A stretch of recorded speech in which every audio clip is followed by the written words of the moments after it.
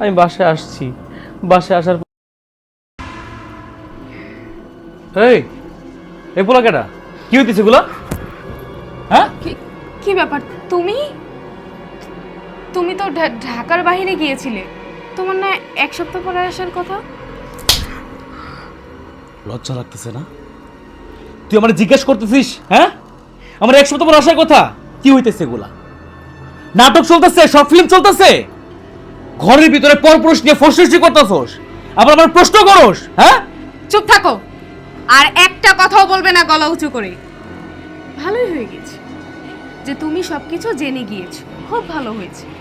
আমি তো এতদিনে এই আশাতেই ছিলাম যে কবে তোমাকে বিষয়টা সম্পূর্ণভাবে জানাতে পারবো। আজকের পর থেকে আমাদের আর লুকিয়ে লুকিয়ে দেখা করতে হবে না।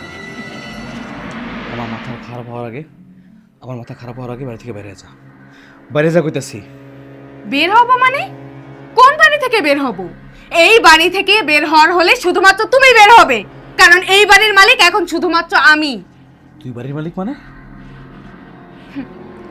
তোমার মনে আছে কিছুদিন আগে আমি তোমাকে সারপ্রাইজের কথা বলে একটা দলিলে সই নিয়েছিলাম? ওই দলিলটা আসলে তোমার সমস্ত সম্পত্তির ছিল। ওই দলিলে সই দেওয়ার পর থেকে এই বাড়ি আর তোমার সব বিজনেসের মালিক আমি হয়ে গিয়েছি। সুতরাং এই বাড়ির মালিক এখন আমি, তাই এখন এইখান থেকে শুধুমাত্র তুমি বের হবে।